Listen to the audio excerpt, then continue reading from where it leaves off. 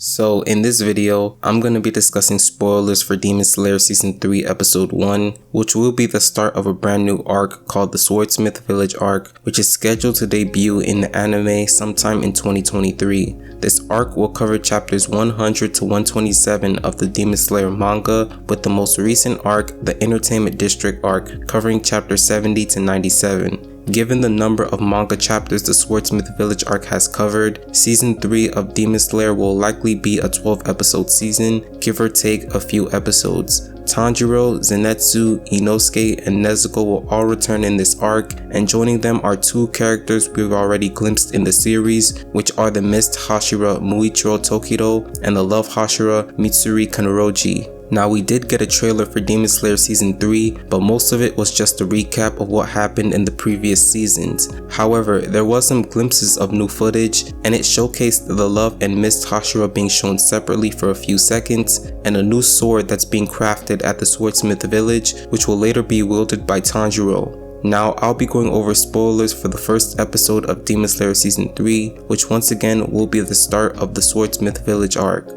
It begins with a man seen sitting in a house while another person, Sumiyoshi, brings him tea and food. The man expresses gratitude for his friend's hospitality, and the man apologizes for his wife's sleepiness and the need for a guest to babysit his child. He tells him not to be concerned about the situation and that he should stop accepting free meals from his friend. Sumiyoshi denies this, claiming that he saved his family and that he is responsible for their survival. Even if his family were just simple coal burners, he offers to pass down his guest's story because he had no successors. Sumiyoshi is politely declined by his friend, who states that his heritage will find its way back to him regardless of what happens. He then claims that, despite Sumiyoshi's admiration for him, he was unable to protect what was important to him and was therefore of little value. Tanjiro cries as he wakes up from the dream, heavily bandaged and hooked up to multiple IVs, begging the man to not think of himself in that way. He's trying to figure out where he is and is suddenly interrupted by a falling vase. Kanao stands stunned at the doorway, revealing that Tanjiro had been unconscious for 2 months, and she cries, expressing her relief that he is awake. Goto, a Kakushi, is seen walking through the Butterfly Mansion's halls. As he walks down the corridor, he reveals that it has been 2 months since the battle at the Entertainment District and recalls how badly the swordsmen, particularly Tanjiro Kamado, were injured. He brings a plate of Castella with him in the hopes that the smell will help Tanjiro wake up from his 2-month coma. He is quietly enraged when he walks into the room and discovers a shattered vase on the floor. He announces that he has brought dessert and requests that Kanao Sayuri clear a space for him to place it. Kanao watches Tanjiro as he thanks Goto for the dessert. Goto stands motionless over Tanjiro's bed, his grip on the plate slipping. He angrily bursts out at Kanao for not saying anything about Tanjiro regaining consciousness, insubordinately berating Kanao in a comical manner before going into the hall to alert Kyo, Sumi, Naho, and Aoi after a brief moment of hesitation. The 3 young girls cry tears of joy when they discover he has awakened, but they are terrified when Aoi crashes into the room after becoming entangled in the laundry. She begins to sob at his bedside after untangling herself. Tanjiro inquires about his comrade's whereabouts, learning that Zenitsu had awoken the day after the battle and had just left, screaming and crying on his way to a job. Despite his terrible injuries, Tengen, the Sound Hashira, left after the battle with his wives, scaring the Kakushi with his toughness. When Tanjiro inquires about Inosuke, Aoi informs him that he has been horribly poisoned and that Inosuke is near death. As he notices Inosuke hanging from the ceiling, Tanjiro responds subtly and wonders if he is hallucinating. Everyone in the room then looks up in horror to see Inosuke crawling on the ceiling upside down. He expresses his gratitude to Tanjiro for noticing him on the ceiling, to which Tanjiro responds that he is facing the ceiling. Inosuke climbs into Tanjiro's bed and boasts about how he awoke a week before him and how he had poison resistance, making him immune to medications. The 3 girls protest for Inosuke to get off the bed and tell him that he is not normal as quoted by Shinobu. Kyo then shows Tanjiro an image of a honey badger, explaining that it has a thick, armor-like hide that allows it to resist poison, which Shinobu compares Inosuke to. Inosuke brags about his apparent immortality after overhearing their conversation, but Goto quickly corrects him, calling him a moron. Aoi rushes in to break up the fight, yelling at Inosuke to be careful and stop forgetting important information that he has been given. Kanao tries to quiet the room down as the bickering grows louder until she has to yell at the others to be quiet because Tanjiro had fallen back asleep.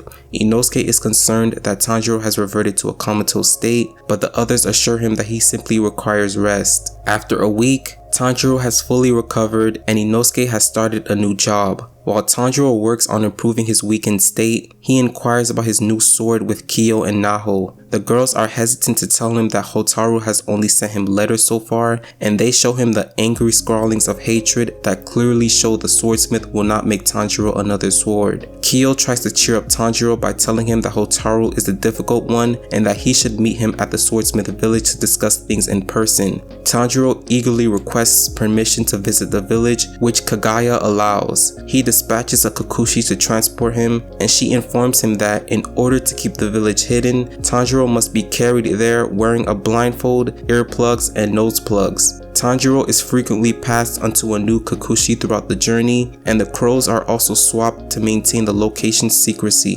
When Tanjiro first arrives in the village, the scent of the hot springs astound him. He expresses his gratitude to the Kakushi for transporting him, and the sound reverberates through the hot springs. Mitsuri Kanroji, the love Hashira, who is bathing in a nearby spring, eventually hears his voice. Tanjiro is greeted by the village's chief, Tenchin Techikawahara, who proclaims himself to be the best of his craft in the village, and Tanjiro bows down before him at his request. Tenchin informs Tanjiro that the village is searching for Hotaru Nezuko, who went missing a few days ago. Tanjiro compliments his swordsmith on his cute name, which Tenchin reveals was given to him by himself, but Hotaru despises it. When Tanjiro attempts to apologize for fueling Hotaru's temper by breaking his swords, Tenchin refutes it by stating that Hotaru should be making a sword that would not break. He assures Tanjiro that Hotaru will be brought back, or that a different swordsmith will forge his new blade. Tenchin suggests that Tanjiro relax in the hot springs while the two part ways. Tanjiro meets Mitsuri Kanroji on his way to the springs, who has just returned from a bath. The love Hashira expresses her dissatisfaction with how she was ignored when she asked for a person's name in the spring. Tanjiro reassures her by revealing that the villagers are almost finished preparing the dinner for their visitors, which Mitsuri eagerly departs for. Tanjiro is struck by a tooth at the springs and is surprised to see Genya Shinaguzawa. He eagerly enters the water and attempts to communicate with his fellow demon slayer, but is disappointed when Genya angrily strikes him and storms away. Back in the village, Tanjiro compliments Mitsuri on how much she can eat, saying that he too would try to eat a lot and grow strong. He then mentions Genya, and Mitsuri laments that the boy must be Sanemi Shinazugawa's younger brother because they share a last name, despite the Wind Hashira telling her he didn't. Tanjiro inquires as to why she felt it was pitiful, and Mitsuri responds while playing with Nezuko that she had 5 younger siblings with whom she had good relationships with. Tanjiro decides to bring Genya leftovers because he didn't come to dinner, and the two chat and hope to have a nice conversation with him someday.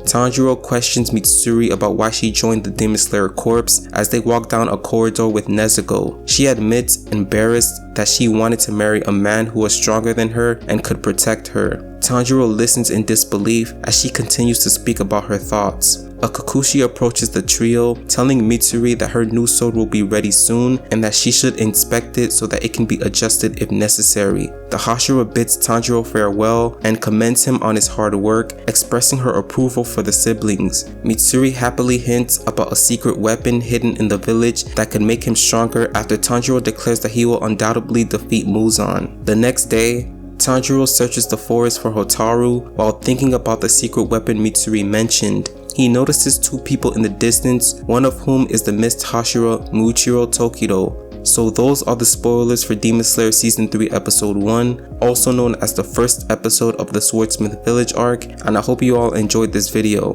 Thanks for watching, and I'll see you guys in the next one.